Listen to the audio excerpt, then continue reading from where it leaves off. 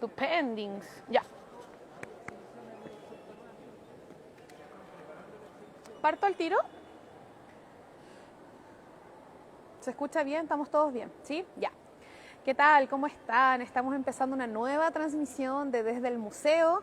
Esta vez en el contexto del aniversario del museo. Vamos a hablar un poquito más sobre eso en profundidad en este momento. Mi nombre es María José Cuello, trabajo en el área de mediación y educación.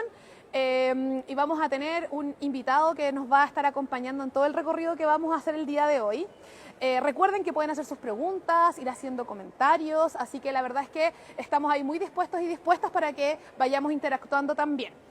Quiero presentar al director del museo, que probablemente ya mucha gente lo conozca. Él es Fernando Pérez Oyarzún, quien no solamente es el director del Museo Nacional de Bellas Artes, sino que también arquitecto, arquitecto, y actualmente también obtuvo el Premio Nacional de Arquitectura, así que vamos a hablar no solamente del museo, sino que sobre todo de arquitectura hoy día, director. Muchas gracias, muy bienvenidos todos y todas a este recorrido en esta semana de aniversario del museo, además, que es tan significativa para todos nosotros. Sí, recordemos que hay dos fechas significativas para el museo. Una es el 18 de septiembre. Así es. De 1880, fecha en que se funda el museo, pero también está el 21 de septiembre de 1910, que es la fecha que se inaugura este edificio, que hoy día vamos a no solamente conversar de él, sino que mostrar también un poco más en profundidad. Esa es la invitación. Y de manera más secreta, podemos Absolutamente. decir. ¿Ya? Sí. Muy bien. Sí, partamos tal vez comentando algunas cosas bien generales, de todas maneras para revisitar justamente un recorrido que hizo el director el día miércoles 21 de septiembre. Pueden revisar el último video que hubo, la última transmisión, para que hablemos más sobre la parte exterior, la fachada y algunos detalles más del interior. Ahora lo que nosotros vamos a hacer para que no nos dejen de acompañar es recorrer acá un poco, vamos a hablar sobre una intervención con nuestras arquitectas Francisca y Magdalena y luego vamos a subir a la cúpula. Así que vamos a estar mostrando, como usted muy bien decía, algunos elementos más como secretos. Así es. Desconocidos. Muy bien. Partamos hablando sobre el general de la arquitectura, director. Bueno, este edificio fue muy nuevo para la ciudad de Santiago en su momento, no había nada como del tipo, y quizá una de las cosas más nuevas que en ese momento se apreciaron fue justamente este espacio que nosotros estamos ahora contemplando, la cúpula, que generaba un gran interior urbano, una especie de plaza que en ese momento además era ajardinada, poblada de esculturas, de asientos, y también presidida por la imagen de dos cariátides, ¿verdad? Son las que nos acompañan arriba. Dos mujeres griegas que aparecen sosteniendo el edificio. Ver este tamaño, este espacio y además estos elementos nuevos como hierro y vidrio, o además este balcón en voladizo que sale del muro y permite un recorrido en el segundo piso, fueron cuestiones completamente nuevas para la ciudad de Santiago. Muy importante entonces, no solamente para esa época, sino que también como testimonio de una forma de construir y una forma también de construir la ciudad, ¿no? Así es. Era una parte de la ciudad que además estaba en renovación, como era el parque forestal, con una pieza urbana completamente nueva. Y esa pieza yo creo que se ha hecho parte de la ciudad de Santiago, como una especie de ícono de la ciudad, como una especie de escena urbana, y también en su espíritu testimonial ha sido testigo de intervenciones en o contra el propio sentido histórico que tiene el museo. Además, me gustaría que pudiéramos comentar sobre la arquitectura, y usted, obviamente, desde su propia profesión, ¿qué significó para la arquitectura un edificio como ese hacia principios del siglo XX en Chile? Bueno, significó una especie de puesta al día, podemos decir, frente a edificios que se estaban haciendo en el mundo, especialmente los pabellones de exposiciones, que desde 1850 hasta 1900 se habían ido desarrollando y que tenían este tipo de espacio y que tenían este tipo de tecnología. Además, significó un adelanto técnico muy importante, porque se introduce el hierro, se introduce el vidrio a una escala distinta y además se introduce el hormigón como nuevo material de construcción. y todavía como experiencia, porque la primera performance de este edificio fue una gigantesca exposición internacional donde participaron muchísimos países y hubo cerca de 2000 obras de arte, cosa completamente nueva, Claro. inédita para la ciudad de Santiago. Todavía quedan algunas de esas obras en la colección, de hecho. Así es, ese momento fue un momento de crecimiento de la colección, o sea, junto con el centenario de la independencia se hace la exposición y el gobierno de la época adquiere un conjunto de piezas que forman eso que solemos llamar la colección fundacional del museo, sobre la cual se fueron impostando luego muchas adquisiciones, donaciones, etcétera, en los años siguientes. Perfecto. Director, ¿le parece que pasemos a conversar con Magdalena y Francisca también, quienes han desarrollado un trabajo con la obra de Gordon Matta Clark, que además de artista, era arquitecto? Muy Así que bien. pasemos por acá. Muy bien, adelante. Vamos, chiquillas. ¿Cómo están? Bien. Gracias. Bueno, vamos a ir hasta un sector del hall central del museo, donde actualmente está esta intervención. Les quiero presentar entonces a Magdalena Vergara y Francisca Cortines. Bravo, chiquillas, aplaudan. Ya, perfecto. Muchas gracias. Chiquillas, cuéntenos entonces, ¿qué es esta intervención? Porque mucho como que se hablaba, por ejemplo, cuando yo entré a trabajar como de este orificio, pero no se tenía mucha idea en qué consistía, qué pasaba con este artista que había hecho este hoyo, literal, en la pared. Yo creo que siempre fue un misterio para todos, en realidad, hasta que empezamos a meternos en el tema. Yo creo que había gente que había escrito al respecto, habían ideas de más o menos cómo era esto, pero eran como ideas más conceptuales quizás, de como la simbología de la obra quizás, pero no tanto como... Creo que hasta este momento no se había hecho ningún levantamiento como morfológicamente como de todas las piezas que componen la obra y como realmente entender cómo se podía reconstruir esta intervención. Creo que ese es el gran valor como de ese trabajo de la aproximación. ¿Y ustedes llegaron así como motivadas de manera personal a hacer esto? ¿O alguien les dijo así como, saben que efectivamente no hay nada de investigación, como podemos hacer algún levantamiento de esto? O sea, el interés siempre existió, pero sí fue un encargo directo eventual que se coordinó con la Bienal de Artes Mediales. Perfecto. Y ellos incentivaron esta investigación y nosotros la tomamos y nos hicimos cargo de eso. O sea, hay que decir también que esta investigación que realizaron ustedes formó parte también de los ejercicios que propone la Bienal. Sí, de todas Claro. maneras. Pero de que todas ahora maneras. quedó de manera permanente porque la Bienal ya terminó en marzo de este año.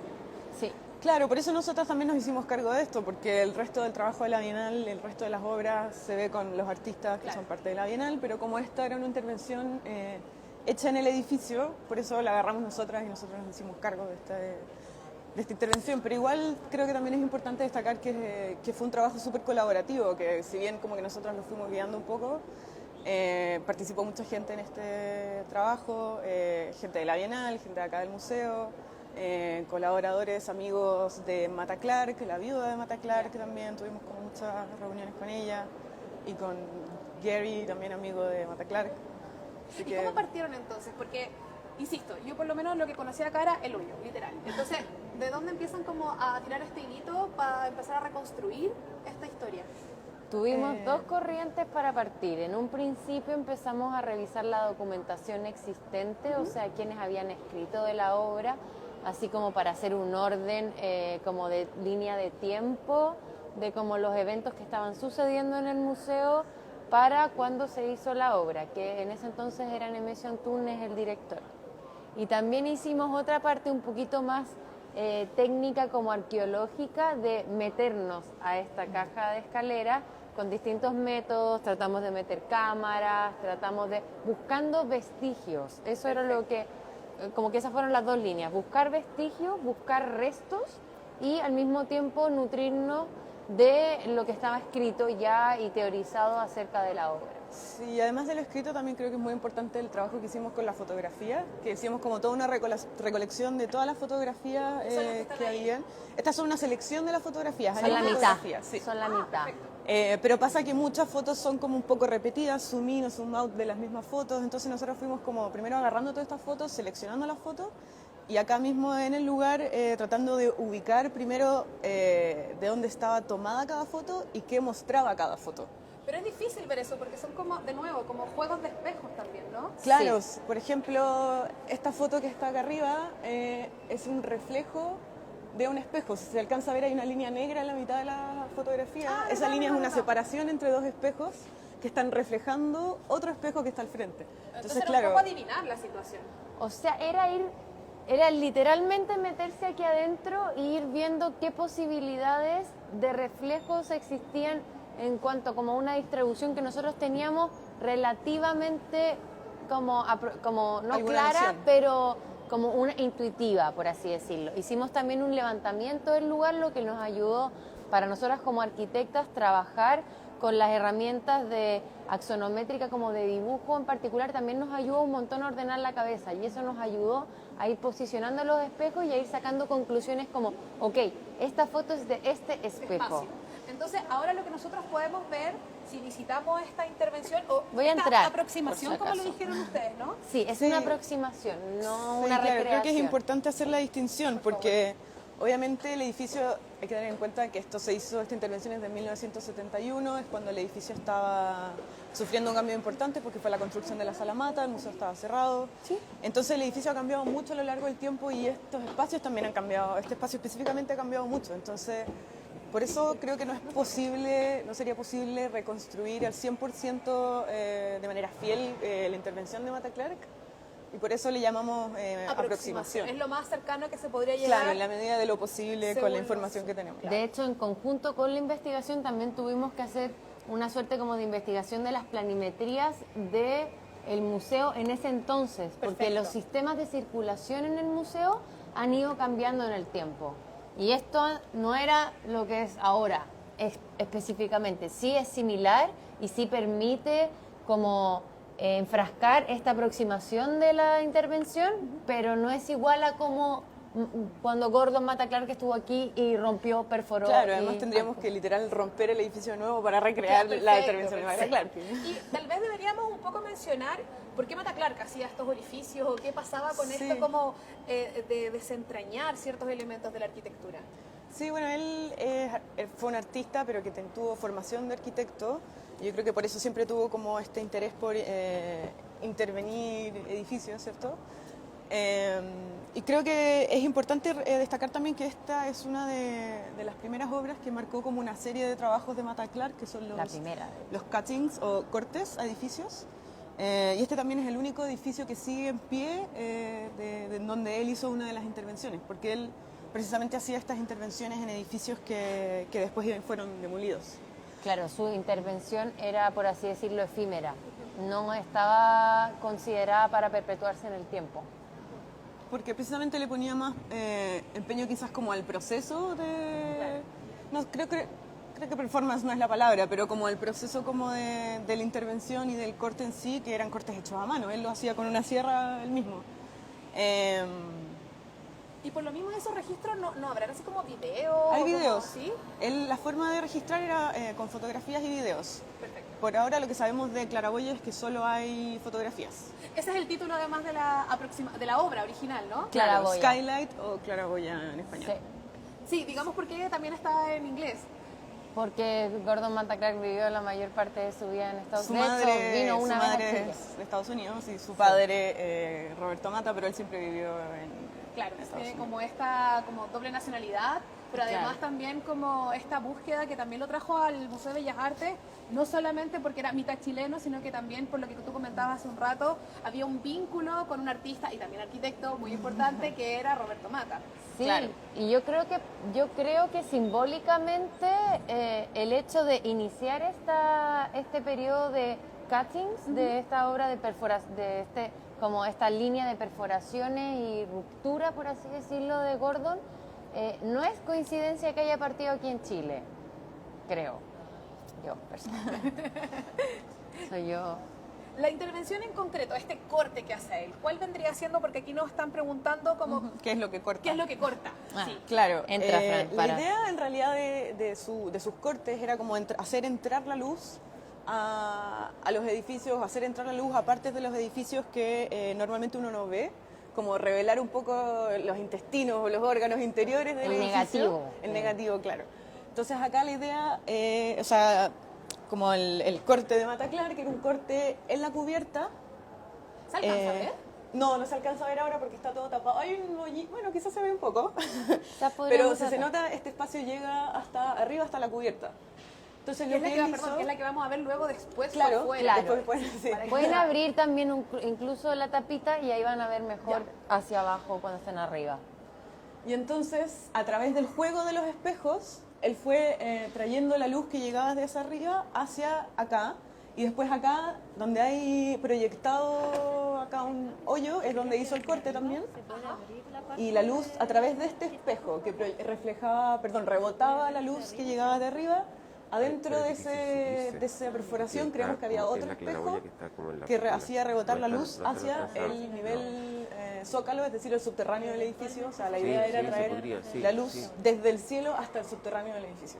Perfecto. Por eso el título también de la obra. Claro. Claraboya. Y descubrimos un montón de cosas como situando los espejos y ya teniendo como más una idea, como tomando una cámara de fotos literalmente y ponerse y ver qué Y tratar cosas de reproducir reflejan. las fotos. Intentar de reproducir las fotos y nos dimos cuenta también que una de las fotos que era de las más confusas de todas, que es las que son las pocas que aparece él, que también es como súper potente que aparezca él mismo en la foto, nos dimos cuenta que aquí también existía una perforación y que una de estas fotos las tomó él desde dentro de esta perforación, que nosotros en este momento no pudimos como recrear porque sería como romper el edificio. Claro. Teníamos que tener como un Creo poquito que más también, cuidado.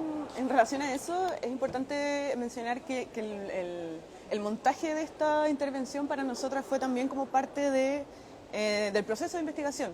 O sea, con el montaje pudimos empezar a corroborar ideas que teníamos o también darnos cuenta que nosotros pensábamos que esa foto donde dice la Magda que Mata Clark la sacó desde ese hoyo, nosotros pensábamos que la había sacado desde otra parte. Claro. Y montando nos dimos cuenta de eso. Entonces al final igual es una investigación que sigue en curso, digamos. Claro.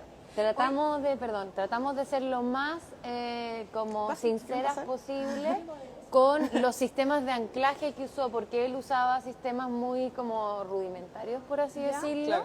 y tratamos de mantener esa como esencia considerando ya museografías también más contemporáneas que son un poquito más elegantes y más Pero empaquetadas. la ampolleta también era la idea, La aparece una ampolleta. ampolleta en las imágenes y tratamos Claro. como de buscar la ampolleta más parecida a Más la similar que... a la aproximación de verdad. Claro. Sí, Claro. en todo sí. sentido. Bueno, y de hecho se construyó este tabique. Ah, eso que tampoco estaba. Sí. Este tampoco tabique estaba. no estaba y está en las fotos, por eso decidimos Y reconstruir. para poder montar los espejos también. Claro.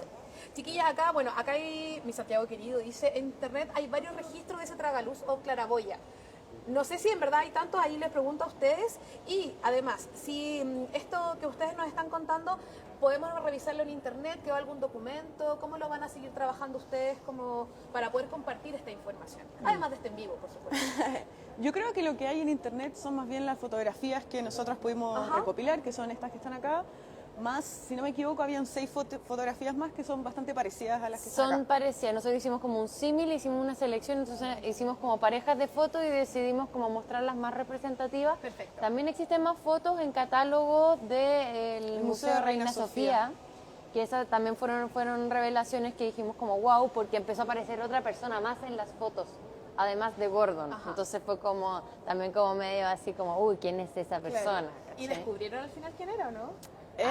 Hay distintos teorías, rumores. hay rumores. Hay gente que dice que era una vigilante de acá del museo. ¿Ya? Yo personalmente creo que no necesariamente, que quizás era alguien que acompañaba a Mata Claro. Clark. Sí, Claro. pero no hacía estos trabajos solos tampoco. No, No, nunca. era una chica. Ya. Y acá estuvo específicamente con Jeffrey Liu haciendo esta intervención y muchas de las fotografías deberían ser sacadas por Jeffrey Liu. Incluso hay fotos de la misma intervención que estaba haciendo Jeffrey Liu al momento en el que Gordon Mata Clark estaba haciendo esta intervención. Porque no sé si lo mencionaron, pero esta intervención se hizo justo en paralelo mientras se construía la sala Mata. O sea, todo esto era un hoyo. Entonces, o sea, fue como que él viniera a hacer una perforaciones y romper, pero durante una etapa de obra. O sea, súper sucio, súper rudimentario. Estaba trabajándose el espacio. Estaba trabajando. Oye, dice que está espectacular el montaje, alguien comenta por acá. así Muchas que gracias. Sí, el registro es de ustedes. Sí, de hecho dice, acá el registro es de ustedes, de hecho, sí. Acá la gente estaba comentando también. Y alguien estaba comentando lo que estábamos viendo, que justamente es una intervención que se hizo el año 71, la original, y que Magdalena y Francisca hicieron esta aproximación el año 2021. ¿no? Sí. Perfecto. Chiquillas, muchas gracias por este comentario de la obra, de la intervención, del trabajo de ustedes. Creo que es súper importante también mencionar que la invitación era porque la arquitectura del edificio, nuevamente, no es estática, sino que también es dinámica. El director siempre habla de esto del movimiento también, ¿cierto? ¿Ustedes consideran la arquitectura también como...? Por supuesto. Por supuesto. La arquitectura está en movimiento y resaltar sobre todo el tema de los intestinos o el negativo que tiene la arquitectura, que esta es una obra que literalmente muestra el sistema interno del edificio, o sea, es un chat de ventilación lleno de cables, cosas que claro, uno entra al hall y lo ve todo ornamentado, maravilloso, impecable, pero el edificio tiene un organismo interno súper potente que son como las venas. Y que también eso es parte de la arquitectura y por lo mismo También es importante mostrarlo. También es importante mostrarlo. Oye, les dan muchas gracias a ustedes también por compartir esto, por hacer este levantamiento. Así que nada, perdón el poco tiempo para dedicarle a esto, podemos hacer algo más extenso luego. De todas maneras. Cuando Tenemos que quieran. continuar. Así Sí, que y vengan muchas a gracias. visitarla, a ver las fotos, hay un video explicativo también y si vienen les recomiendo así como asomarse, literal, como hacer el gesto de decir ya ok, ya. Y sí, ven. esta puerta está abierta además. Esta ¿sí? puerta va a estar abierta, está esta división, pero no está de más asomarse porque hay más cosas que solo eso y la proyección. Se pasaron, Así que- chiquillas. Muchas gracias. Gracias Si quedaron a con ustedes. ganas de escuchar a las chiquillas, hay un video también que está en la intervención para que puedan ahí escuchar cómo nos cuentan también más detalles de todo el proceso. Muchas gracias. Gracias a ustedes. Vamos a continuar ahora. Director, gracias. Se pasaron, chiquillas. Director, ¿subamos? Subimos, Ya. perfectamente. Las chicas estaban contando justamente cómo los artistas también intervienen en el espacio arquitectónico del museo. Habíamos hablado de esta gran construcción que fue la Sala Mata, donde también intervino Roberto Mata, artista y arquitecto. Estábamos revisando esta intervención de Gordon Mata Clark. Hay otros artistas que también han utilizado la arquitectura del edificio. Cecilia Vicuña, habíamos hecho mención el otro día. Juan Pablo Langlois. Juan Pablo Langlois. Así que me gustaría que pudiéramos ir subiendo ya para Muy ir bien. compartiendo algunos elementos que vamos a ver por dentro para luego verlos por fuera. Muy bien, nos encontramos arriba entonces. Vamos, pero Muy venga bien, ya. conmigo para que vayamos comentando. Ya. Hay que tomar nuestros cascos ya, eso sí. Sí, así es. Vamos por acá. Vamos a ir comentando entonces que este es el acceso principal del museo. Arriba ya hay una cúpula que es la que vamos a revisar luego por arriba. ¿Podemos ir comentando de esta cúpula, director? Sí, esta es una suerte de cúpula de cascos, de partes, Ajá. ¿verdad? Que marca justamente la entrada al museo. Entonces, el museo tiene como un primer espacio, una especie de atrio, y ese atrio está dominado por esta cúpula que se encuentra con la gran cúpula del hall y que tiene a su vez, lo vamos a ver, otra cúpula de cubierta encima. Perfecto. Y eso es uno de los motivos más característicos del museo. Y estábamos hablando con Francisca y Magdalena hace un ratito, esto de cómo la intervención de Mata Clark, por ejemplo, mostraba los interiores, los como órganos Así es, del exacto. cuerpo de la arquitectura del edificio. Sí, claro, porque para los museos, y este edificio fue pensado como un museo, son muy importantes como los espacios de servicios, Claro. por donde entran obras, por donde están la gente que trabaja en el museo, que es como lo que está en el barco debajo de la línea de flotación, por así Exactamente. decirlo. Subamos entonces Muy por la bien. escalera para seguir avanzando hacia el balcón. Todos estos espacios también son de circulación actualmente. Exacto. Usted hace mucha mención también a este recorrido circular que tenía también como característica este edificio. Y quizás nos podemos Sí, por detener supuesto. aquí un segundo, porque en una de estas ventanas, pero del otro lado, ingresaban los cuerpos blandos de Juan Pablo Juan Pablo Langlois. Langlois, sí. O sea que esta ha sido una de las formas de conexión tanto de luz como artística entre el interior y el exterior del museo. Aquí dice, uno de los edificios más lindos de Santiago, comenta la gente. Dice, ayer fui, muy lindo todo. Así que por lo menos Nos está- gusta mucho que les guste, así que muy bien. Efectivamente, el museo está muy pensado desde sus circulaciones. Claro. Y es un momento en que muchos edificios públicos se piensan como de una coreografía, como el movimiento del conjunto de gente recorriéndolos. Ahí se estaba viendo esta imagen, director, que es la que comentábamos de Juan Pablo Langlois. Exacto. Vamos acercándonos ya a la cúpula. Pasemos por acá, director. Este balcón permitía no solamente acceder a muros que también eran expositivos o a esculturas como esta que estaban puestos en estas hornacinas, sino también permitían un nuevo dominio del espacio del hall central del museo. Así que es un elemento muy importante. Son como bajitos los balcones, ¿o no? Sí, un poquito más bajo que lo que son actualmente, sí. Podemos ir comentando también cómo se ven algunas de las decoraciones que, insisto, posteriormente vamos a revisar desde el otro lado. Por ejemplo, las de los óculos que están allá. Exacto. El museo tuvo algunas intervenciones del tipo vitrales, por así decir, que estaban en elementos puntuales. Hay que decir que este edificio inevitablemente ha cambiado y que antes tenía como muchos óculos que iban de uno de estos oblongos al otro por ahí encima y que hoy día ya no existen. Y es interesante ver ese motivo, porque ese arco que como baja lo llamamos arco rebajado, no es circular, no es de medio punto. Se alcanza a ver que está como chatito. Exactamente, ese arco da justamente a esa cúpula de acceso y esa cúpula de acceso está cubierta por otra cúpula y eso es lo que nosotros vamos a poder ver en la cubierta. Por el otro lado. Sí, dice aquí alguien, dejen este video guardado, por favor. Lo vamos a dejar guardado por Muy si bien. no lo pudieron ver desde el inicio o se lo quieren repetir luego.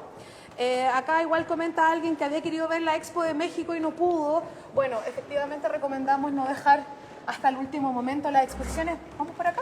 Muy bien. Y utilizar los catálogos, sí, que además también los dejamos puestos en línea sí. Y ustedes pueden acceder a ellos. Absolutamente. Director, estamos pasando a la sala Chile y acá nos queríamos detener sobre todo para hablar de la parte superior, que tiene que ver con los óculos que usted recién hacía mención también, que acá se puede apreciar otro color del vitral. Exacto. Bueno, óculos significa un poco como ojos, ¿verdad? Entonces el museo tenía como uno de los motivos dominantes estos ojos por los cuales entra la luz. Entonces aquí hay que, para situar a las personas que puedan no conocer el museo, decir que esta sala y el salón blanco que está debajo son como el vínculo entre nuestro museo y el MAC, o la antigua Academia de Bellas Artes. Así que por eso que tiene esta forma así como alargada. En un extremo está el Museo de Bellas Artes, en el otro extremo está el MAC. Y el arquitecto pensó que como se trataba de un museo, era importante preocuparse de la iluminación, de la luz. Y por eso que hizo este tipo de elementos, que además hemos recuperado hace poco porque estaban muy deteriorados, y también imaginó que la luz entrara por estos cielos, de manera que desde arriba, es lo que se suele llamar luz cenital, se iluminara toda la sala.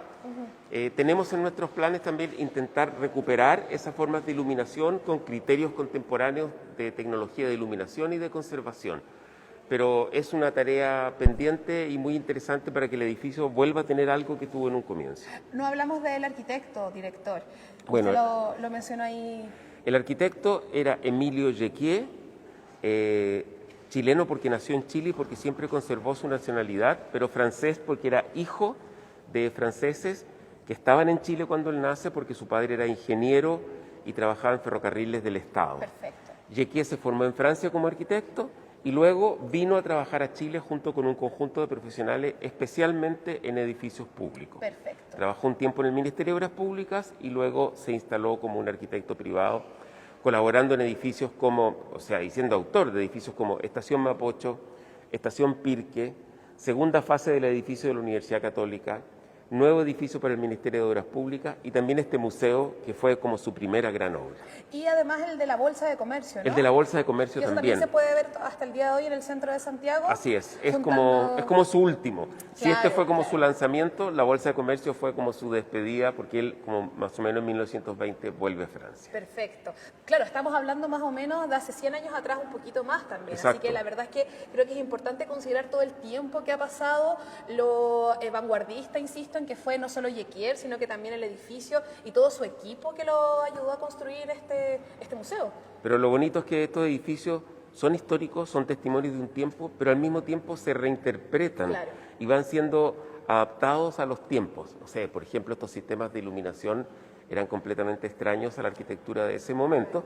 Sin embargo, hoy día dialogan, por así decir, con la sala y le dan un nuevo carácter. Como el museo siempre fue pensado para museo, la luz natural era algo demasiado importante, ¿no? Así es. Estábamos hablando de los óculos, este intento también de recuperación de esta luz natural, la cúpula, por supuesto, que tal vez uno de los elementos arquitectónicos más reconocibles del museo, pero acá me gustaría que pudiéramos revisar este espacio que usted señalaba que es uno también de los últimos... Quizás es el único espacio que más o menos queda como el arquitecto lo imaginó.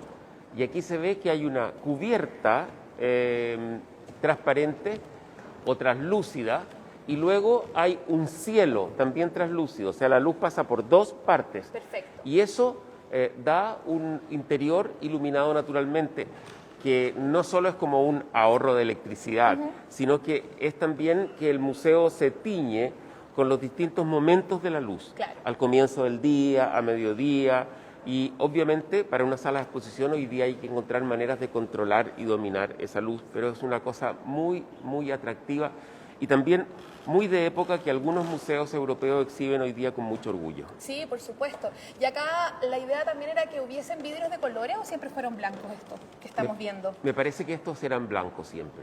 Ya. ¿Les parece ahora entonces? Vamos a hacer un pequeño, no alto, porque vamos a dejarles con una imagen, justamente la que comentábamos de Langlois, para ir viendo cómo estas obras también que han intervenido el edificio, no solamente en la parte interior, sino que también van yendo hacia el exterior, emergiendo también desde las paredes del edificio, porque vamos a subir a la cúpula, ¿ya? Así que espérennos un par de segunditos y vamos, director. Por Vamos acá. allá, Vamos a muy tener el bien. micrófono abierto, así que podemos ir comentando. Muy bien. Espérame. Bueno, es ¿Dónde está ahí? interesante que la gente se pueda aproximar a sectores menos vistos del museo y comprendan cómo estos colaboran a que el museo funcione y sea como es. Claro, se entiende en todo caso que esta parte no la podemos mostrar, por supuesto, No, por supuesto. porque además es un sector no solamente para funcionarios, por decirlo así, sino que también es un sector que tiene que estar resguardado.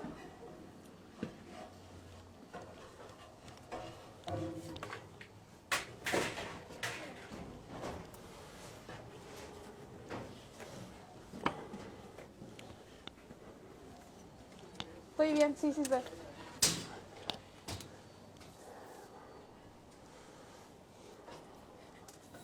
Vamos a llegar hasta arriba entonces. Y vamos hacia la fachada del museo, ¿verdad? Sí.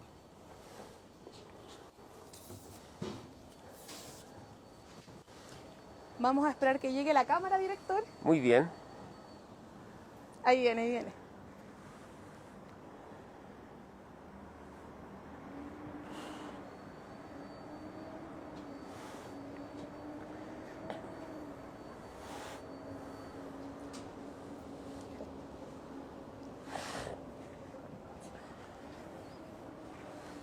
Gracias. Estamos moviéndonos entonces. Aquí. Hoy le están llegando felicitaciones.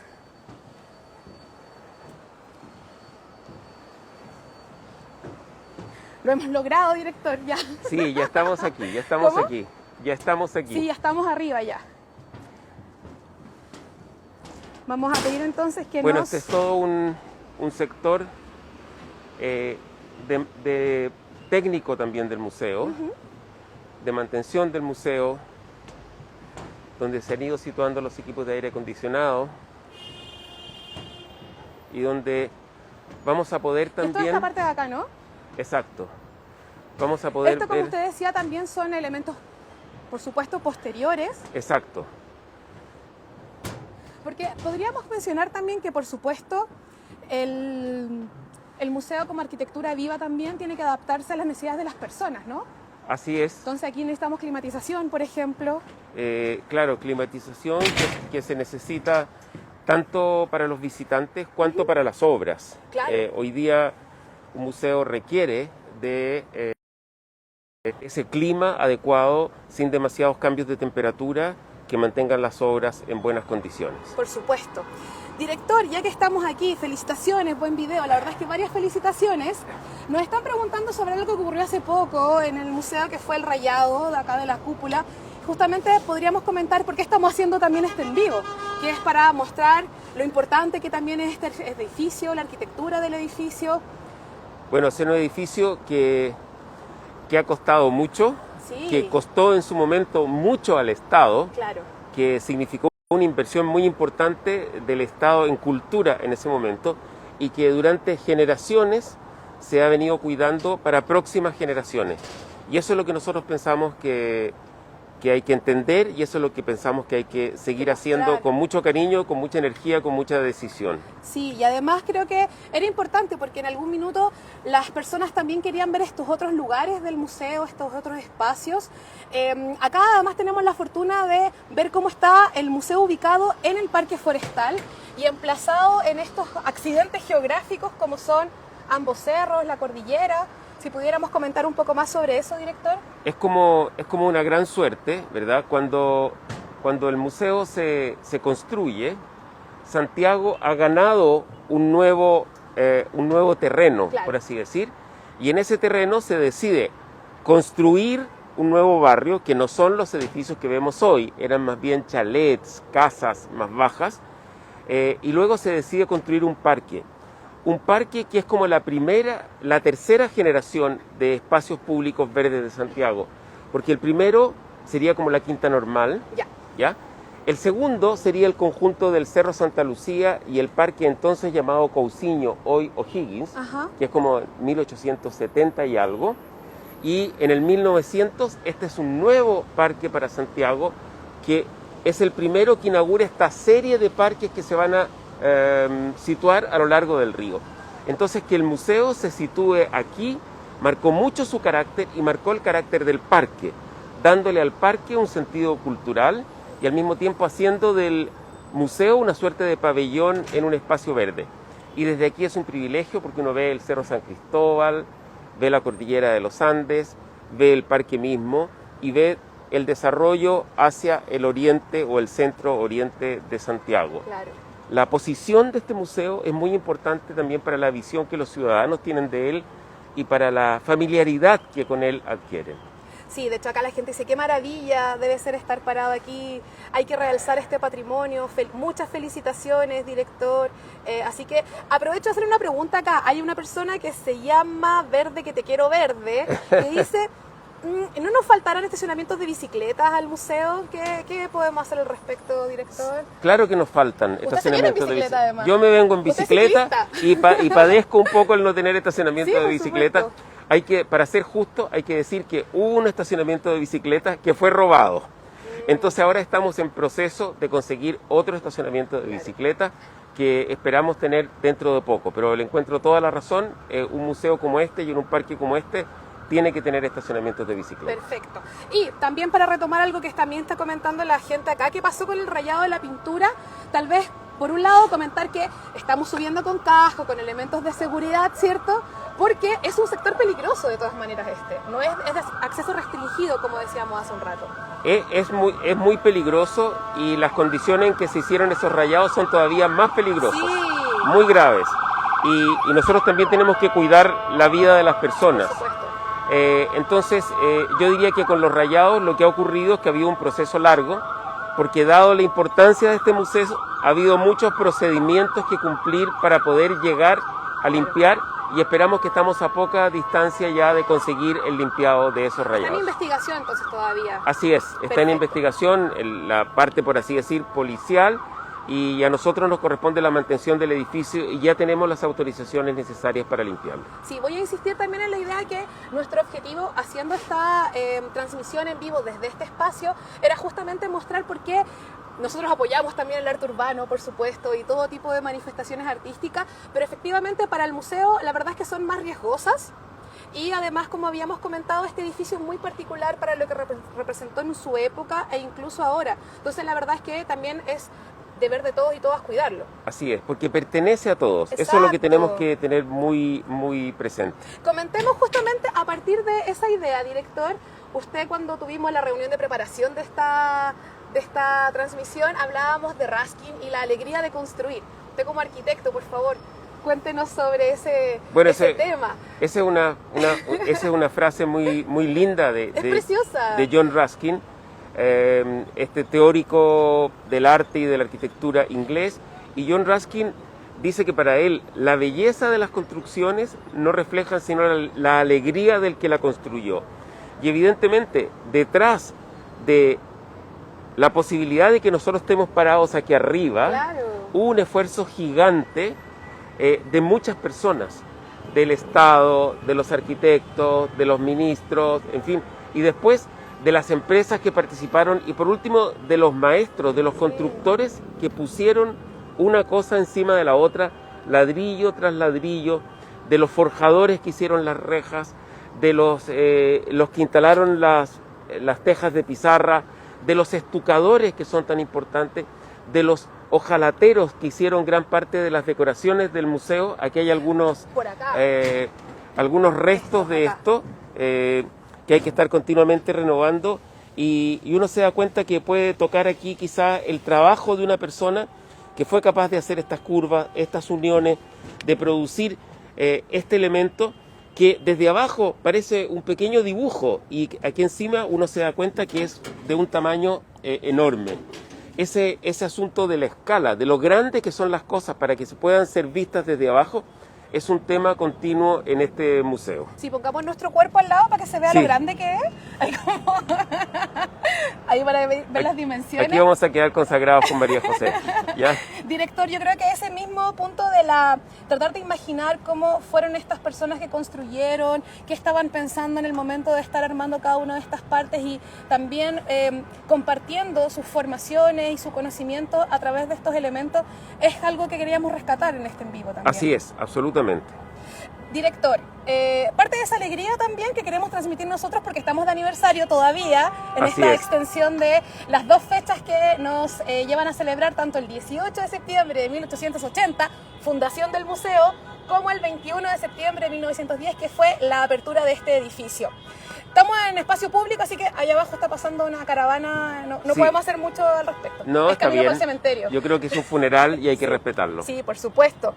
Director, hablemos ya de la cúpula que estábamos viendo por dentro. Ahora por fuera usted hablaba de estas capas, los vidrios. Comentemos un poco Bueno, más. es muy impresionante. Uno se pasea por debajo de esta cúpula y quizás no imagina que está hecha de 2.400 vidrios, cada uno de los cuales en promedio tiene 1,80 m de altura más o menos. Ahí no nos vamos a poner al lado. No nos vamos a poner al lado porque es muy peligroso, pero imagínense ustedes lo que es poner o reemplazar o impermeabilizar estos vidrios, que hay que trasladarlos en sistemas especiales, subiendo por esas escaleras que quedaron puestas en la cúpula y que son artefactos de mantención, digamos. De manera que es una obra magna. La cúpula, su estructura de hierro, vino de una fundición belga y fue especialmente mandada a hacer allí, vino desarmada y se armó aquí, para lo cual hubo que construir un verdadero nuevo piso desde donde los obreros pudieron trabajar y montar la estructura. Así que ya realmente cada uno de estos elementos que de abajo se ven chiquitos, si uno se imagina más chico, aquí uno se da cuenta que son enormes. Estefan, ¿podríamos mostrar la imagen justamente de el hall cuando está siendo construido, un poco para también imaginar esta como escala humana. Tenemos también a estos personajes que por lo menos en las imágenes se ven como vestidos con delantales blancos y sombrero, Sí, como bueno, la moda de la época. Exactamente. Sí, bien curioso, y no con los elementos de seguridad que tenemos Hoy día. en este minuto. Sí. Quiero aprovechar, director, justamente hablando de los obreros y trabajadores, agradecer al equipo que nos acompaña en este minuto. Bueno, Muy bien. Estefan en cámara, Hugo, ahí saludo por favor. Muy encargado de la mantención de todos estos espacios. Y bueno, está Constanza y Mariana, que son parte también del equipo de mediación y educación. Muchas gracias, chiquillas, chiquillos. Aquí dice, qué bello lo que muestran, todo lo que es un artefacto. Así es. Después dice, ¿por qué se ha perdido, director, construir edificios de esta envergadura o así? No, ¿Qué cree usted? hoy día sí se construyen edificios de esta envergadura, quizá no de la forma tan artesanal, porque se ha ido ganando en una cierta industrialización de la construcción, pero finalmente la construcción en parte sigue siendo artesanal y sí se construyen hoy día también con otra forma, grandes cúpulas, y lo que pasa es que muchas veces no hay la oportunidad que estamos teniendo aquí Sí. de ver el revés de esas cosas y ver todo el esfuerzo que hay detrás para que lo gocemos debajo. Hablando de eso mismo y ya meternos en el Muy edificio bien. de la cúpula, vamos por ese pasillito que está ahí. Muy bien.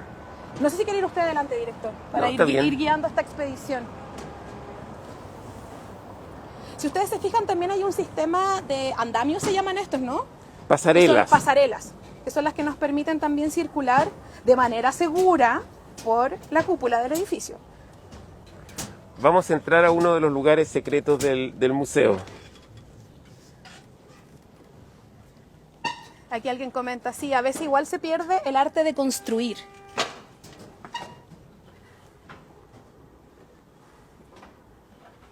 Director, esa es la imagen que estábamos mostrando. Perfecto, ya, perfecto.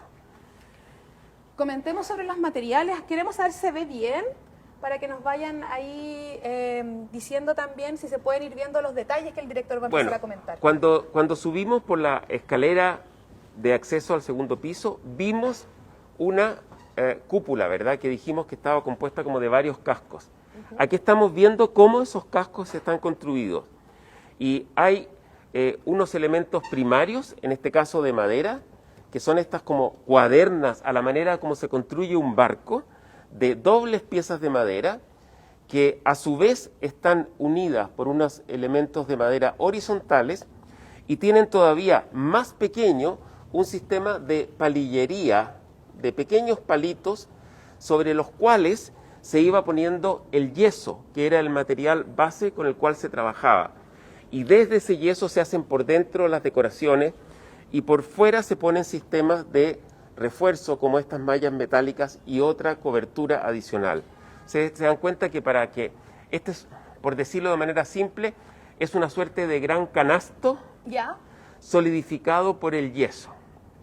Y encima de nosotros, ¿verdad?, está la cúpula que se ve desde la calle, que al revés de esta, que tiene una estructura de madera, tiene una estructura metálica, hecha de piezas de metal remachado, como se hacían en la época.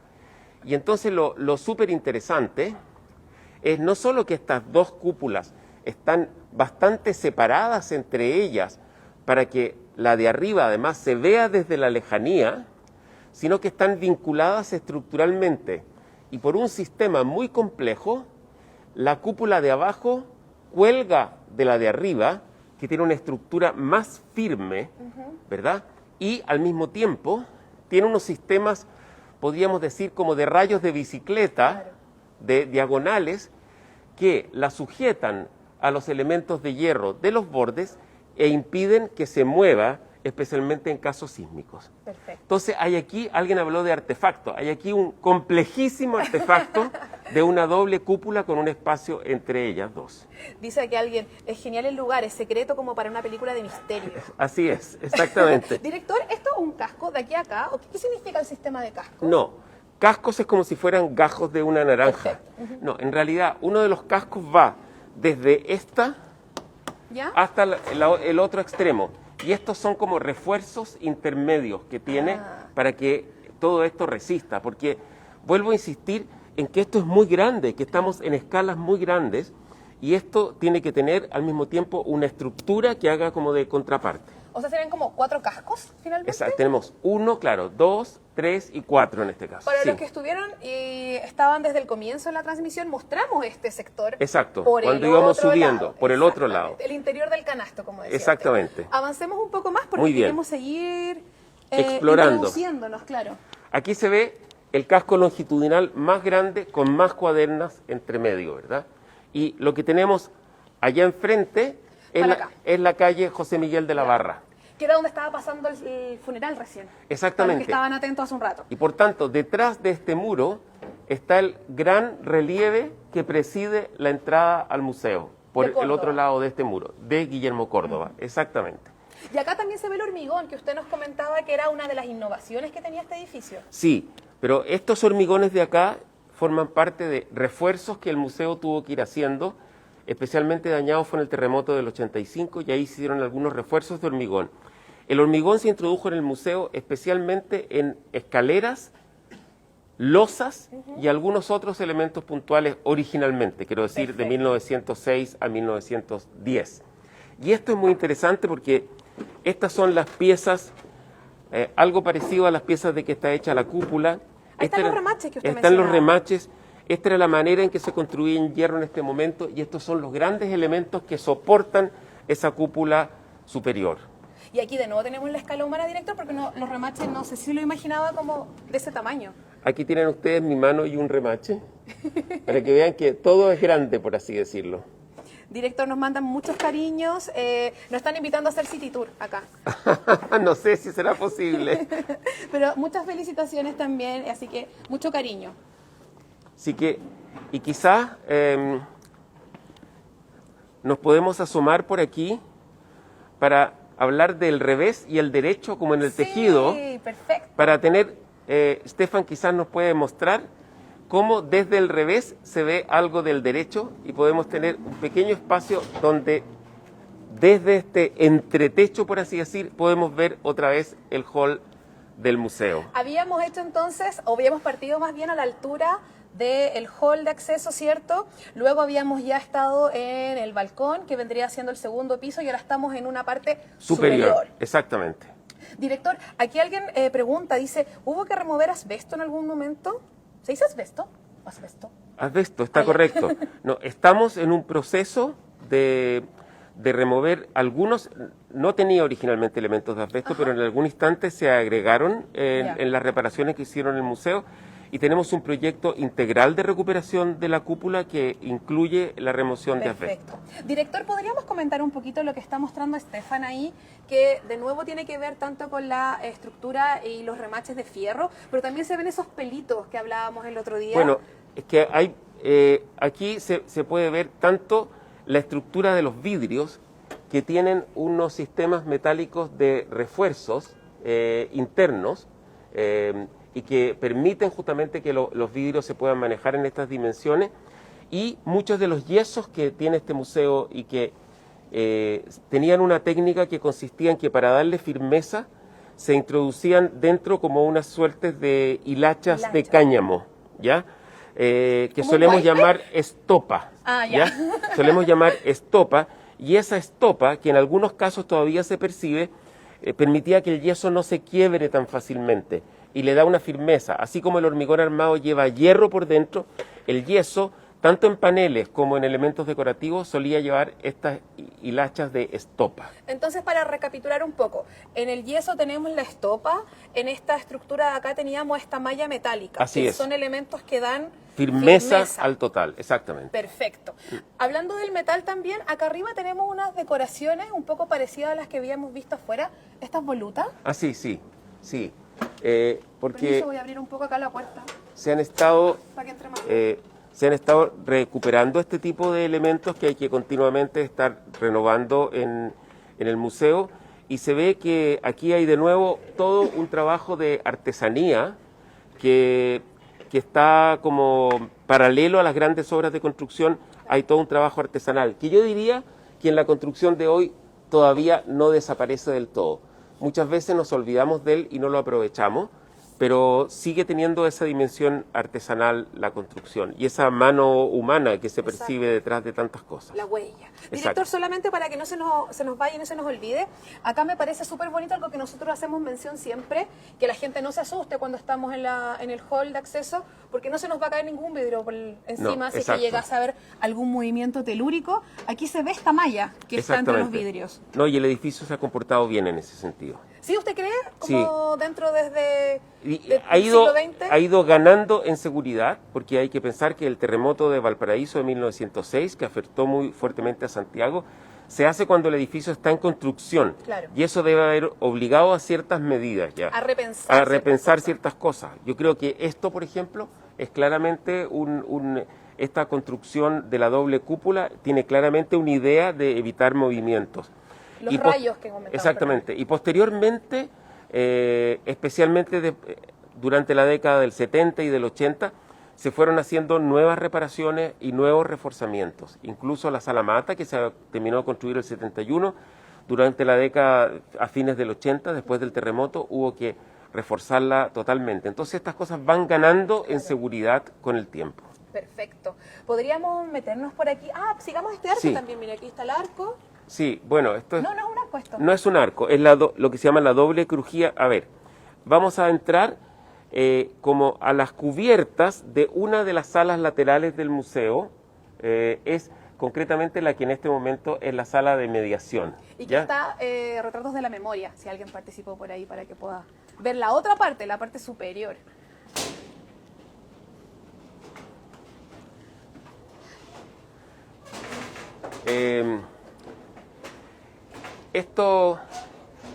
Estos son las piezas originales de la estructura de cubiertas del museo, que, como les decía antes, en un momento fueron transparentes y permitían la entrada de luz hacia abajo, lo que en este momento no es posible, digamos, ¿ya?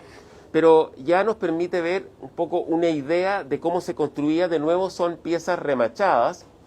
Muchas veces las estructuras, incluso en zonas como estas, que no están a la vista, llevaban algún tipo de decoración. No eran solamente técnicas, solamente utilitarias, siempre se trataba de incorporarle un componente, por así decirlo, estético.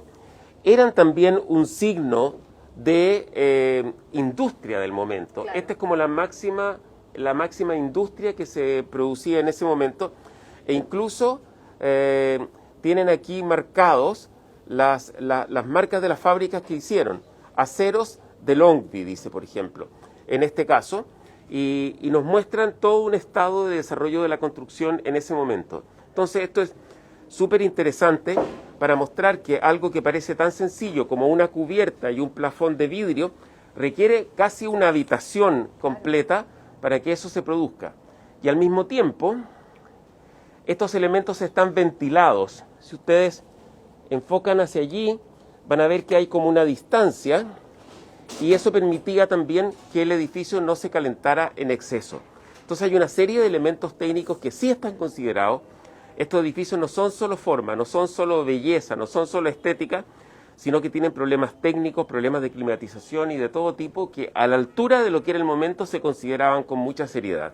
O sea, desde los últimos 2 espacios que revisamos ya tenemos pensado en movimientos telúricos y además climatización. Así es, así Perfecto. es. Todas las cúpulas del museo tienen estas como distancias que permiten que el aire caliente salga y que se ventile y no adquiera altísimas temperaturas. Directora, aquí alguien dice, una maravilla poder apreciar su construcción y doble cúpula, sus materiales en este recorrido exploratorio de ingeniería. Aquí ya estamos hablando de varias absolutamente. profesiones, formaciones. Esto es una obra absolutamente también de ingeniería. Lo que permite que todo esto se sostenga son progresos técnicos, sistemas de cálculo, etcétera, que se desarrollaron fuertemente hacia fines del siglo XIX.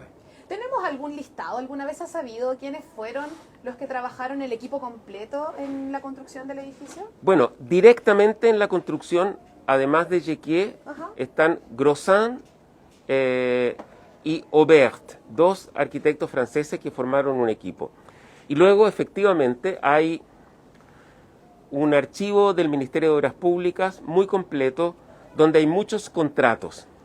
Así que un día uno podría ir contrato por contrato y decir, lo hizo esta empresa, lo hizo este constructor, tuvo esta evaluación, etcétera. Hay mucho archivo de eso, sí. Tenemos esa tarea entonces. Así Vamos a es. hacer esa reconstrucción. El edificio siempre va dejando nuevas tareas, no termina nunca. Nos vamos a morir nosotros y va a haber que seguirlo manteniendo. Somos un eslabón en esta cadena, sí, lo Así es. sabemos. Directora, aprovechando que usted se menciona a estos colaboradores o parte del equipo de Yequier, que evidentemente también tenían apellidos franceses, me gustaría que pudiéramos hacer tal vez como desmintiendo el mito de que el edificio tiene arquitectura neoclásica y Art Nouveau y que usted tiene una lectura más precisa o menos como tajante con respecto a su estilo arquitectónico. Bueno, así es. No es totalmente falso que el edificio sea en algún sentido neoclásico, porque emplea los elementos de la arquitectura clásica y los emplea de nuevo. En ese sentido es neo. Hay capiteles, columnas, cariátides, volutas, todo el arsenal del lenguaje clásico está empleado en el edificio. Lo que pasa es que de manera más precisa se habla de neoclásico cuando se intenta imitar la arquitectura más clásica, más tranquila, más rectilínea y más simple. Y este edificio tiene muchos elementos que son al revés, curvilíneos, atrevidos, hinchados, orgánicos y que son, uno podría decir, más barrocos. En definitiva, no es ni Neo uno ni Neo otro, es un edificio que se suele clasificar dentro de lo que se llama el eclecticismo del siglo XIX y en un momento dado en que esos órdenes son utilizados con mucha libertad. De hecho, si alguien quiere comprobar lo que estoy diciendo, bastaría que comparara la fachada del museo, que es más bien curvilínea, llena de elementos, como digo, libremente utilizados, con la fachada del MAC, que es un típico templo neoclásico con un triángulo encima, 4 columnas y mucho más tranquilo. Ahí están un poco los dos extremos.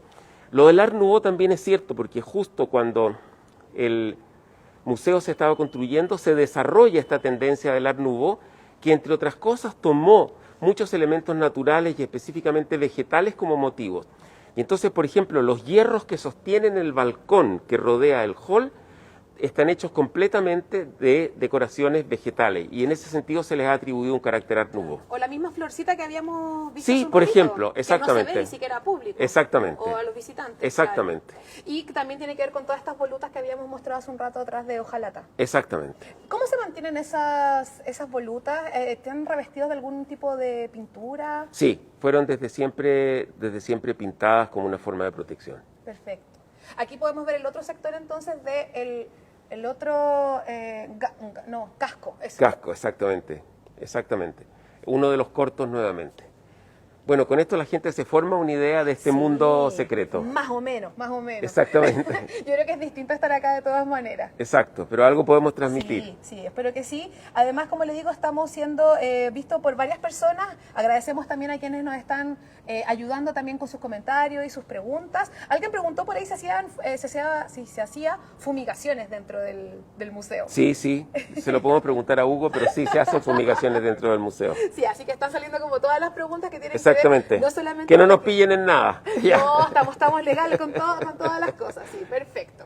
Vamos avanzando entonces. Muy bien. De vuelta, de regreso. Hay hartas piezas acá, sí, en estas de ornamentación. Recordar incluso que este sector, insisto, es de acceso restringido, por supuesto, no es que pueda ir todo el mundo para acá.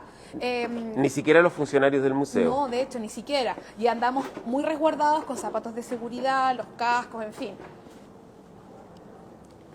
Aquí, director, alguien pregunta, ¿cuánto tiempo tardó la construcción del museo? Aproximadamente 5 años. Desde 1905. Desde mediados de 1905 hasta la inauguración en septiembre de 1910. Perfecto. Ahí más o menos para imaginarse también lo que habíamos comentado de la envergadura y lo que significó de inversión para el Estado también. Así es. Se dice que el museo costó 4 veces lo que se había previsto inicialmente, lo que demuestra que siempre hacer presupuestos es difícil. Para que nadie ahí se lleve la sorpresa. Exacto. ¿Y la balaustrada, director, también siempre estuvo pensada de esa forma? Sí, la balaustrada siempre fue parte del edificio. es una coronación muy típica. Estos balaustros se llaman esas columnitas de una forma muy especial que tienen como una copa abajo, ¿verdad? Claro. Y el conjunto de los balaustros se llama una balaustrada. Balaustrada. Y era una forma muy típica de ocultar los techos, por así decir, ¿no? Entonces en este museo hay ciertas zonas en que los techos se ocultan como esta y otras en que se muestran totalmente como en las cúpulas. Perfecto. Director, saludo desde el Museo Nacional de Costa Rica. Dios mío. Es un hermoso edificio el que tienen, excelente la transmisión y la participación del director.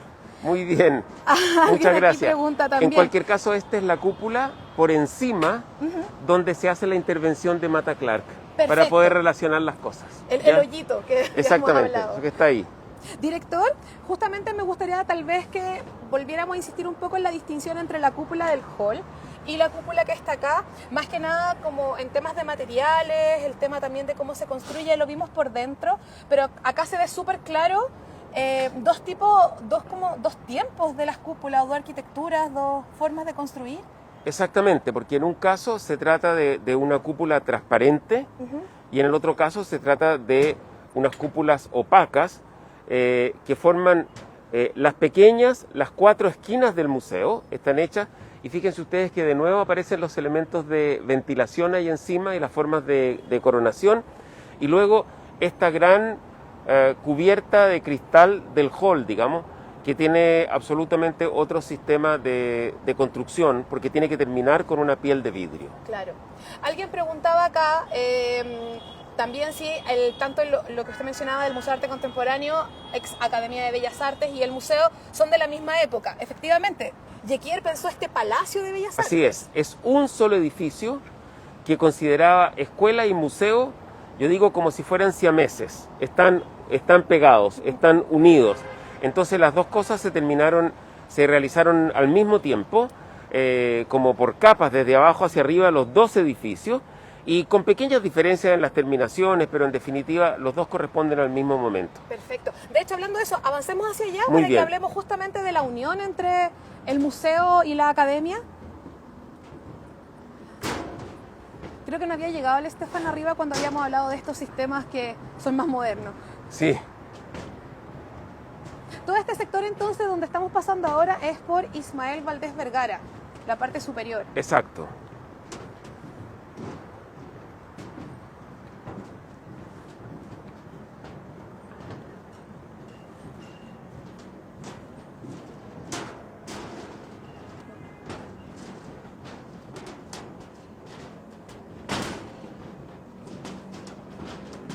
Ya estamos llegando acá a la parte que se puede ver el Exacto. MAC. Aquí se puede ver lo que era la Academia de Bellas Artes y lo que es la unión, esa arcada que originalmente no tenía vidrios, que vinculaba lo que era la escuela con lo que era el museo. Y se ve que de nuevo el arquitecto se ocupó de la luz, pero de otra manera, haciendo esas grandes ventanas decoradas y protegidas por elementos de hierro que correspondían justamente a los talleres. La idea era que hubiera unos talleres muy bien iluminados para la enseñanza del arte. Y esta arcada de unión está coronada por un sistema de cubiertas que es el que da sobre la sala Chile que les mostramos antes, y esos óculos que vimos por dentro los vamos a ver ahora por fuera. Es súper decorada la ventana del MAC, toda la parte Así de es, la así es. iluminación. Ah, pero espéreme, director. No, vamos por ahí, que Sí. me acordé que íbamos a pasar para allá también, pero lo podemos ver después. Que vamos a ir a ver el óculo. Vamos a ver los óculos y Ya, después muy nos bien. volvemos para este sector.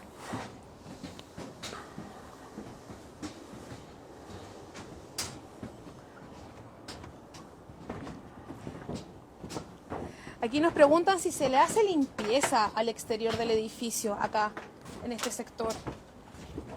La máxima que es posible.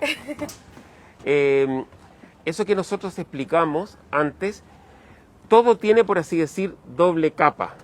Hay dos cúpulas, ¿verdad? Una sobre la otra, una como que protege de la lluvia, la otra hace el espacio de acceso a la escalera. También en el caso de estos accesos de luz había unas cubiertas transparentes y debajo unos cielos transparentes, doble capa de nuevo. Y en este caso, esos óculos que mostramos, que parecían tan chiquititos mirados desde abajo, a mí apenas me alcanzan los brazos ahora para mostrar el tamaño. Y se ve... debe ser como 1,20 m? No, más. 1,50 m. Más. Y esto entonces tiene una protección por fuera, que es parte de la cubierta, y dentro, con otra inclinación, tiene el óculo propiamente tal, con su vitral, que es el que da la luz sobre la sala. Y que también acá se alcanza a ver que eran dos colores, ¿se acuerda que lo habíamos Así visto es. en el interior? Azul y blanco El son los transparente. típicos en este caso. Bueno, ahí también Magdalena y Francisca estuvieron trabajando con las piezas de estos óculos, cómo se fue como armando de nuevo. Exacto. Habíamos hablado con ellas al principio. Director, entonces acá usted también mencionaba que la parte superior del MAC tenía otro estilo absolutamente distinto. Claro, yo diría que es una tendencia muy francesa, no solo el mostrar los techos, sino hacer de los techos un elemento estético del edificio. Y uno de esos estilos es justamente los techos amansardados, en que el entretecho, por así decir, se utiliza como un espacio habitable. Y eso es muy francés. Y hay un arquitecto de donde viene el nombre que se llama Mansart, justamente. Entonces, en el caso del MAC, Antigua Academia de Bellas Artes, había una mansarda superior que estaba destinada a fines domésticos, porque en esa época el director de una escuela, por ejemplo, podía habitar en esa misma escuela, y muchas veces el director de una biblioteca también tenía una casa al lado de la biblioteca, o en Inglaterra el director de un college tenía también su casa en el college. Y en este caso entonces hay un contraste. Es un edificio muy unitario por una parte, pero por otro lado contrastante de acuerdo a la función distinta que tiene y al carácter que el arquitecto le busca dar. ¿Y alguna vez se utilizó ese lugar para vivienda? Yo creo que poco. Si es que se utilizó fue muy poco, porque posteriormente fueron básicamente talleres de los profesores artistas que enseñaban allí. ¿Y a usted le gustaría vivir acá?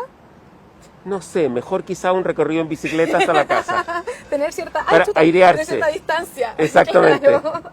Acá alguien comenta, qué curioso que un mismo edificio tenga dos estilos distintos, como dos caras al final. Justamente eso es parte como del eclecticismo, que muchas veces se rige por el carácter. O sea, a un tipo de edificio, a un tipo de necesidad, un lenguaje, a otro tipo de edificio, otro lenguaje. La gracia de este edificio es que logra tener una fuerte unidad y dentro tiene esas diferencias. Exactamente.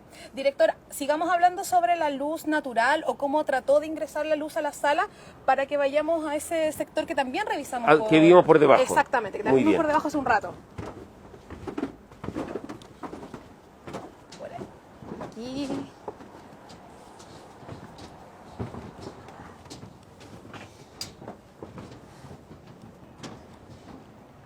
Acuérdense que si tienen algún comentario o pregunta lo pueden ir haciendo. Nosotros estamos recorriendo en este minuto la cúpula del Museo Nacional de Bellas Artes.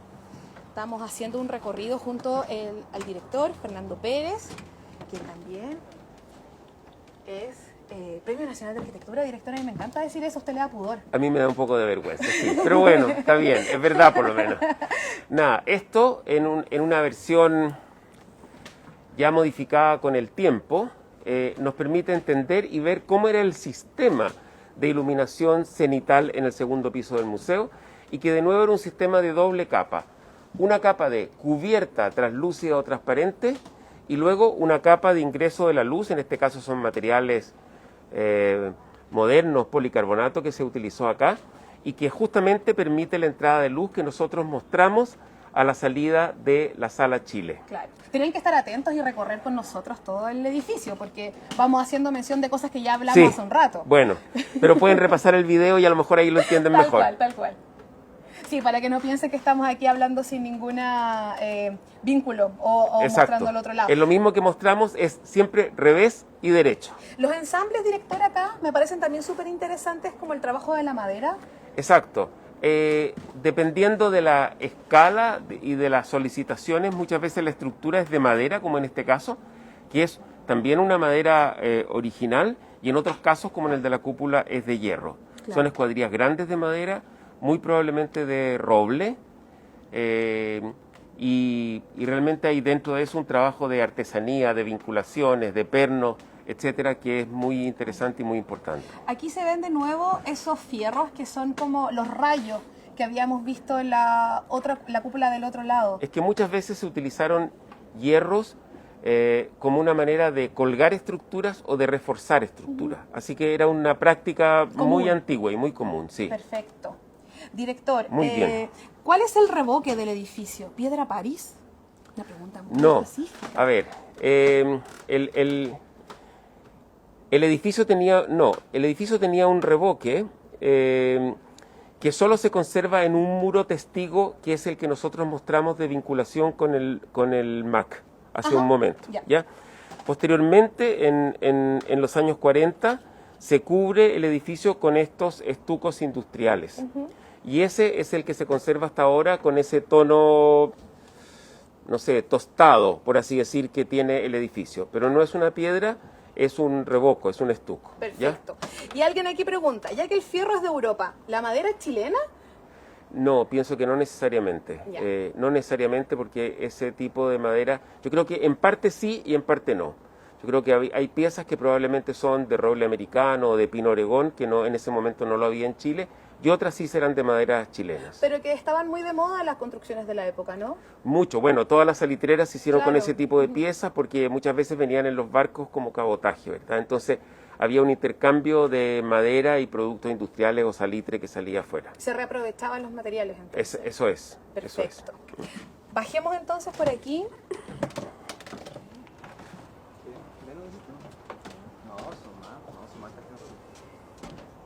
Ya habíamos hecho mención entonces del sector oriente, justamente cuando estábamos hacia el sector de José Miguel de la Barra. Acá ya tenemos una vista hacia el poniente, por la calle Santo Domingo esa, ¿no? Ese La que vamos a ver acá. Ismael Valdés Vergara. Claro. ¿Y la que está ahí? ¿La que cruza hacia allá? Esa es, sí, Santo Domingo. Creo que es Santo Domingo. Sí. Sí, efectivamente. Sí, aquí podemos situarnos aquí y poder Miren, nos están saludando allá. Los amigos del MAC. volver a mostrar. Allí es donde se conserva como una especie de muro testigo de cómo puede haber sido el color original y el estuco original del museo, que era un poco menos rugoso. Claro. Y luego se aplicó lo que hay hoy día, que es ese producto industrial que se llama litofren, pero que es un estuco de mucha calidad, hecho de muchos materiales y que era muy corriente en los edificios de la época. Ese es el que dura en casi todo el alrededor del museo hasta hoy. Y tal como decíamos antes, este es un edificio muy inserto en la ciudad, y si antes vimos lo que era Santiago al oriente, ahora estamos viendo lo que es Santiago al poniente. Estamos viendo los edificios que nos rodean y que nos vigilan. Sí. Continuamente. Tenemos que tener cuidado con todo lo que nosotros hacemos. Vemos también los jardines que se hicieron más o menos al mismo tiempo que el edificio, porque cuando el edificio se instala aquí, el parque forestal solo llegaba hasta José Miguel de la Barra, y la construcción del museo significó el ensanchamiento, el estiramiento, por así decir, la prolongación del parque hacia el poniente. Así que tenemos como otra imagen de Santiago, Santiago poniente, Santiago con nuevos habitantes y los restos de lo que es este barrio forestal, que es tan característico y tan también amado y defendido por las personas que viven en él. Absolutamente. Hay todavía construcciones de más o menos la misma época también, principio del siglo XX, segunda década más o menos también. Exacto, ahí se conserva, por ejemplo, esa casa que tiene algunos rasgos como neocoloniales. ¿Dónde está la señora? Exactamente, esa es una de las, más o menos, de las construcciones originales de la época, y algunas de estas son poco posteriores. Luego la ciudad siempre va cambiando y hay algunas piezas como esta que permanecen más estables y otras partes que son más variables. Director, entonces ya vamos a ir cerrando esta conversación y esta transmisión en vivo. Recordamos que va a quedar de todas maneras arriba a través del Instagram del museo. Esperamos entonces que les haya gustado también. Hay alguien que pregunta aquí, ¿por qué, sabe usted, director, el nombre del parque? ¿Por qué se llama así, Parque Forestal? ¿Habrá algún motivo...? Medio no descriptivo lo sé. Igual, ¿no? Igual porque era boscoso, por así decir. Claro, es bien Exactamente. descriptivo. Es un parque menos menos dibujado que otros parques y más vegetal, por así decirlo. Aquí hay alguien que le dice, Cris Sánchez, un verdadero capo y muy entretenido para explicar, Fernando. Bueno, nos alegra mucho que les guste, vuelvo a decir. ¿Lo pasó bien usted? Sí, lo he pasado Ya, muy bien. buenísimo. Da mucho gusto difundir el museo, hacer querer el museo, mostrar su complejidad y mostrar que tenemos que cuidarlo. Sí, de todas maneras. Así que les pedimos también ayuda en eso. Justamente queríamos hacer esta transmisión para que pudieran conocer este otro sector del museo de manera más oficial también, que se vieran que están estas pasarelas. Pasarelas, y que justamente es muy importante la construcción del edificio, no solamente hace 100 años atrás o hace un poco más de 100 años atrás, sino que también para la ciudad hasta el día de hoy. Incluso acá están las huellas de un trabajo que se está haciendo hoy día, que es la renovación eléctrica del museo. Sí. Así que el museo siempre está cambiando, le tenemos a veces que cambiar sus tripas, en este caso las tripas eléctricas. Así que mucha suerte a Fue como de todos. limpieza en detox. Exacto, mucho gusto de haberlos tenido con Muchas nosotros. gracias, y muchas director. gracias a usted, María José, y a todo el equipo que nos acompañó. Gracias a todos quienes nos acompañaron, a todas quienes nos acompañaron. Va a quedar arriba, así que nada, muchas gracias. Chao, chao. Chao.